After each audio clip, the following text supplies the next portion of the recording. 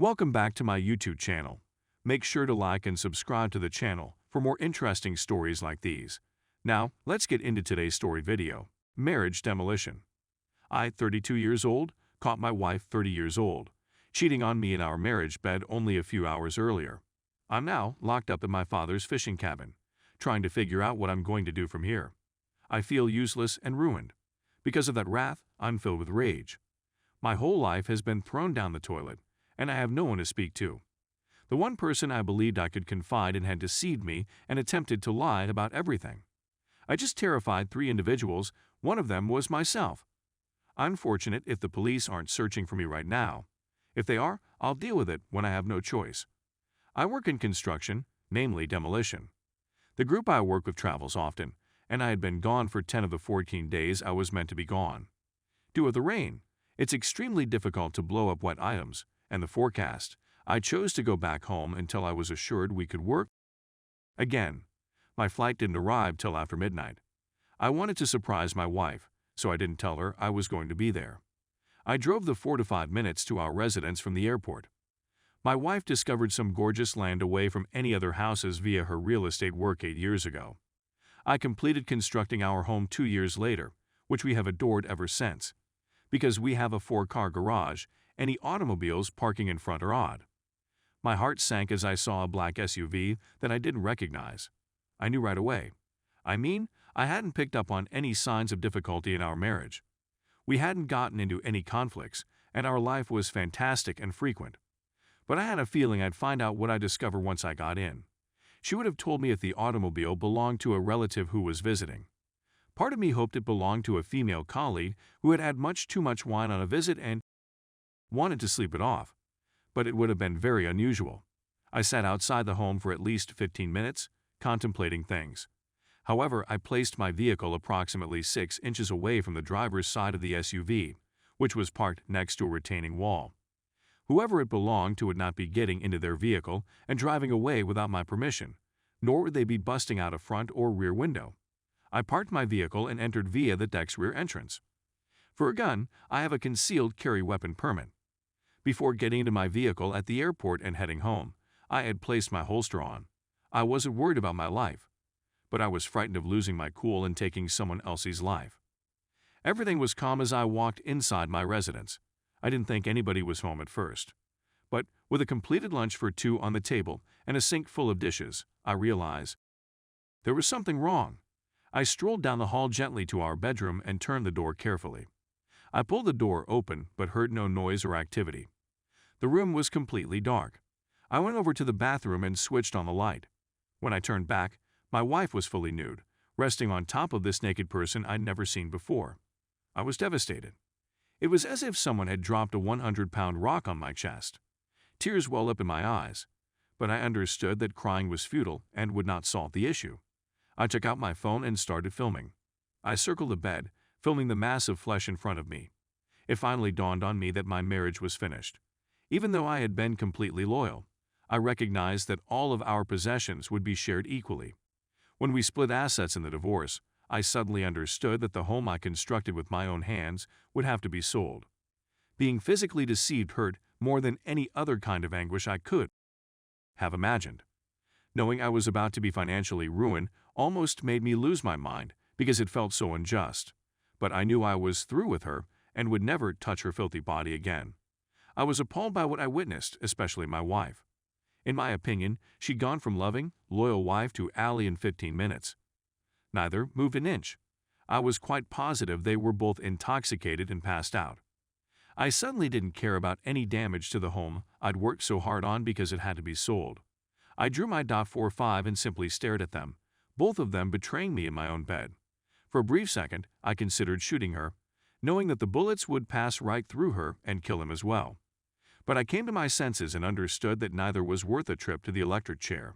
And, despite my pain, I realized I could want to keep living once everything was said and done. So I drew my pistol's hammer back, hoisted the gun into the air, aimed to my upper right, and fired 2 shots into the ceiling. They both awoke immediately. She was attempting to push off of him in order to turn around. When he abruptly locked eyes with me, he pushed her off of him and onto the floor. Fear does not fully characterize his expression, but in comparison to the dread in my wife's eyes, he seemed pretty serene.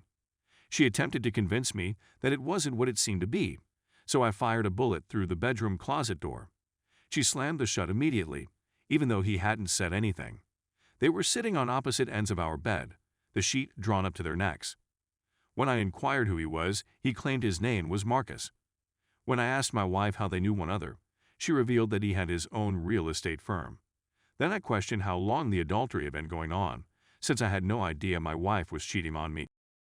She had the nerve to say it was the first and only time they'd slept together. So, in between them, I fired 2 bullets into the bed's headboard. I raised the question again after they both started weeping and asking me to stop. Marcus responded 6 months later, much to my astonishment. It irritated me, but at least I knew the truth.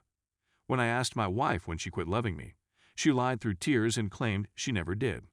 I fired 2 shots into the bathroom on her side of the bed, causing her to scream as mirror glass broke all over the counter and floor. I told her she was a lying useless and that I was tired of her lies. She was plainly experiencing a panic attack, and rightly so. But I didn't care at the time. I inquired about the man's marital status. He said that he was. When I inquired whether he had any children who would miss him, he choked before confessing he had 2. I told him how much. I appreciated his pointing out to me that my wife is a before we had children together. But I asked him whether having with a cheating harlot was worth the risk of losing his wife and children. He pleaded with me not to inform his wife. I advised him to stop talking since she had a 50% probability of becoming a widow at the time. I walked at the foot of the bed for the next 15 minutes, pistol drawn, trying to think. I was aware that keeping them there against their will may be seen as my taking hostages. I knew I'd have to let them go at some point. I motioned for my wife to get up and go fetch her vehicle keys. She got out of bed and started reaching down to pick up her clothing from the floor to put back on. I told her to stop, that she didn't need clothing, and to go fetch the keys. She went down the hall, returned her keys, and handed them to me while still weeping. I took the home key from her and informed her that she would no longer need it. I know she wanted to argue that I couldn't do it and that she was legally correct. A .45, on the other hand, tends to render legality moot. I then instructed Marcus to take his keys and wallet from his trousers and accompany me. I followed him outside to his vehicle and repeatedly hit him in the face until his nose and lips were bleeding. I returned after moving my vehicle so he could get into his SUV, took up his keys, and urged Marcus to get up. I told him he could go home right then and confess everything to his wife, or she'd hear from me within 48 hours with all the proof of his adultery I'd gathered. I also told him he had 45 seconds to leave my property or a coroner would be taking him away. The fact that he was naked appeared to be a minor concern at the time.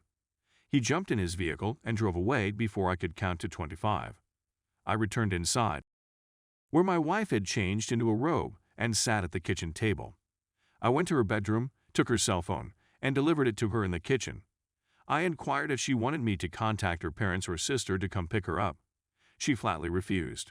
I'd even inquired if she wanted me to contact the cops. I believe she expected us to talk things in order to clear the air. Thus she replied no. She started to explain, but I cut her off and informed her we were done for good as far as I was concerned. I told her that our house was no longer her home and that she needed to get in her vehicle and go somewhere that wasn't our place. I emphasized that after what she'd done, I no longer felt any love for her and that there would be no second chances. She started apologizing, crying, and pleading. Blessed quiet resulted after 2 shots fired into the double oven and 1 into the fridge. Having a neighbor who is more than 2 miles distant has its advantages. I told her that I didn't care whether I lived or died, and that her actions had completely devastated me. I also said that the moment I saw her and Marcus nude together, all of my love for her changed to hatred. If Thanos could have erased her from existence in my memory at that instant, I would have done so. I told her I was struggling to keep my cool in the face of my affections for her. I suggested she go to the garage, get in her vehicle, and drive away forever. She cried her way out of the garage, into her vehicle, and drove away. That was around 5 hours ago. I didn't want to deal with any police who happened to turn there, knowing I could have committed a felony or 2 with my response. Before leaving and getting back into my vehicle, I turned off everything and secured the doors. My father has a fishing cottage that he and his mates frequent. I drove here and let myself in using the secret spare key. When I arrived, it was much too early to phone anybody. I decided I wanted something to drink, and I'm about a quarter of the way through a bottle of my father's Balvenie scotch. Dad is going to be furious until I tell him what my wife did. I'm also quite sure it's the bottle I got him for his birthday last month. I'm at a loss on what to do. I've combed through threads on this subreddit and others in search of solutions. However, the majority seem to be folks attempting to determine whether or not their spouse is cheating. I already know the truth. So as much as I want to know the truth, the justifications for adultery all ring hollow. Other articles seem to be techniques for getting a cheater back. I'm not sure why someone would want to reclaim a cheating spouse. But I'm looking for a divorce. I want it in my favor as soon as possible. She will never be able to choose me again. I'm not a carnival prize, but rather a human being. I want to get rid of her and destroy all trace of her in my life. I never want to see or hear from her again. Is it possible for attorneys to handle everything? I have the funds to get things started. What I lack is the time, energy, and patience to deal with this nonsense. 8 years of marriage squandered. 8 years that I now believe to be one big lie because after what I just saw, I can't trust anything she's ever said to me is true. 8 years of my life were squandered on a wicked con artist. Part of me wishes I'd simply shot them both and taken my own life. But it may just be the scotch talking. I need to get my stuff tested just to make sure that didn't give me anything. Actually, now that I think about it, I've wasted away a decade on her. Her actions have devalued my life and rendered my time with her meaningless. The only thing I'll remember about this marriage is that honesty and loyalty are a thing of the past. Herpes is the one thing that lasts permanently in any relationship these days. Love and marriage are both a bunch of filthy falsehoods. I'm terribly, really depressed right now. Some unsure already see me as a knuckle-dragging Neanderthal for reacting with violence and threats. I also know that some people may criticize me for using one of my firearms. I didn't shoot anybody, and the bedsheets were already soiled when I did. If gunshot holes diminish the price of the home by a few $1,000s, I can live with that. I'm simply not able to cope with this nonsense. Part of me simply wants to beat a bullet and give up. My life is over, and it's not coming back even if I wanted it to. People will claim I escaped a bullet irony by not having children with my wife and discovering she's unfaithful. That doesn't seem to be the case right now. I move from uncontrollable tears to wrath like I've never experienced. Either I confront this or I simply give up. And, for the time being, the second alternative seems to be the superior option. Maybe if I fall out and sleep for a while, things won't seem so horrible. But I have my doubts. The weather prediction indicates that things will clear up sufficiently to allow me to work in a few days. Therefore, I will need to fly the day before.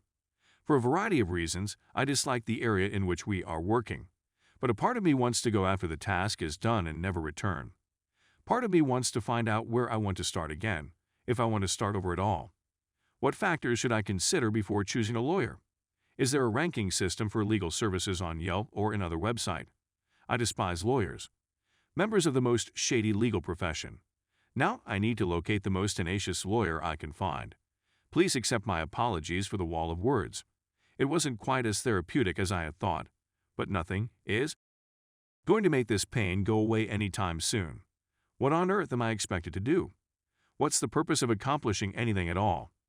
The person I was sacrificing my all for is no longer with us, and I realized today that he never existed. By no means was I flawless, but I remained loyal. I'd never been abusive. She'd never heard me shout like that before today. I was a wonderful spouse. I enjoyed being married and devoted. But for every wonderful person out there, there's a harlot ready to dig her claws into him and wreck his life for her own benefit. F this life, my upcoming ex-wife, and relationships. Now, I'm simply rambling. I guess I'll go to bed now. When I wake up, I think I'll phone my folks and tell them what happened. I'm still in shock, and I've never experienced such heartbreak in my life. Maybe I'll feel better tomorrow. Update. I didn't believe anything had posted the night I attempted to submit to Reddit since. It indicated the post was pending moderator approval. But throughout the past month, I've received alerts on my phone regarding the post on a regular basis. I logged in to check the comments on the initial article, as well as a few folks requesting an update. I honestly don't know if things could have gotten any worse for me after publishing. And yes, I'm sure some will claim what I do goes too far, is excessive, or whatever. It seems that the law agrees with such individuals. The anti-gun commentators will be overjoyed with this change. So let me get this out of the way first, so those folks can be ecstatic about what I'm up against. I was arrested for conveying threats, felonious assault, assault with a dangerous weapon, and a few minor crimes/felonies. Even though I have no criminal record, if convicted of the charges, I may face up to 25 years in prison. It's unlikely that I'll be sentenced to that long in jail, but it's conceivable. Surprisingly, if I'd shot Marcus and Slash or my wife in a fit of wrath, I'd probably be facing less time in prison. Marcus seems to have confessed to the police rather than his wife while I was writing my initial piece. He told the officers he was discovered with a married lady. However, he seemed to have gained some compassion from the cops. The deputy who collected his statements was one of the sheriffs that turned up the following day to arrest me. Everything went well since I didn't object in the least. Marcus's decision to accuse me was, in retrospect, a preemptive move, because the court after my arraignment barred me from contacting Marcus or any of his family members. So far, I have not made contact with his wife in any manner, shape, or form. But he achieved a handful of other things by having me arrested. I told my employer of the accusations, which would prevent me from leaving the state. Because my profession is so specialized, they panicked. They waited 2 weeks to recruit someone with the same training and experience as me, but now I'm out of work. That significantly hampered the process of obtaining counsel. Before I could even consider hiring a divorce attorney, I needed to first hire a defense counsel. 2 days ago, I was served with divorce papers. My wife is clearly going to attempt to take me for everything. But we haven't spoken since that night. She's texted and phoned, but I haven't read, replied, or reacted to anything. I absolutely despise her guts. I'll never get over it. I'm not going to be able to move on from this. I'm not going to be able to reclaim my life. I've been living at home with my folks. They've been fantastic and quite helpful. But there isn't much anybody can say about the circumstance I've found myself in. Everyone is so focused on the criminal accusations I'm facing and the fact that I'm not going to prison right now. Even after receiving divorce papers, I'm still dealing with the realization that I've lost my wife and that my future has been placed on hold. I've heard my mother sobbing for me in secret. This is ruining both of my parents. They should not be concerned that their son may be imprisoned. They should be focused on their retirement and living life to the fullest. So I suppose I didn't simply trash my own life. But I'll be if no one destroys mine. Most days, I'm cooped up in my childhood room, waiting for the other shoe to drop. I have grounds to think that my wife is supporting Marcus, or the police in their criminal prosecution of me.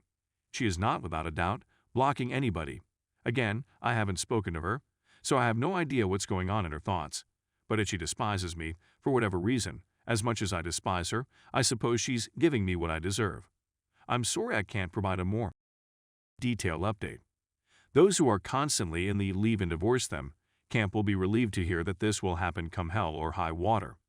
I simply don't know whether I'll do it as a free man or if it'll happen when I'm doing my term behind bars. I was chatting to my cousin the other night, and he said something about when I start dating again. He didn't mean anything by it, but it was so perfect that I can't even convey it. Forget what my wife did to me and never trusting any woman again. I haven't even begun to consider it. And then it dawned on me that if everything else fails, my next date might be with a man called Jerome.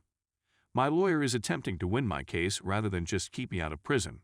That is very much appreciated, and it is just what I need. But I can't go to jail. If I'm convicted, even if I don't go to prison, my career is over. But incarceration is too much for me. I've been in shock when I switched on the lights and saw my wife nude on top of another guy. This entire situation is becoming worse and worse. I feel like I'm watching a movie, but I can't stop myself, even though I'm disgusted. In my thoughts, this sounded a lot clearer than it seems printed out. But that was all I could do under the circumstances. My life is now in shambles, and infidelity is entirely default. Edit. There are various replies to queries and remarks in the comment area.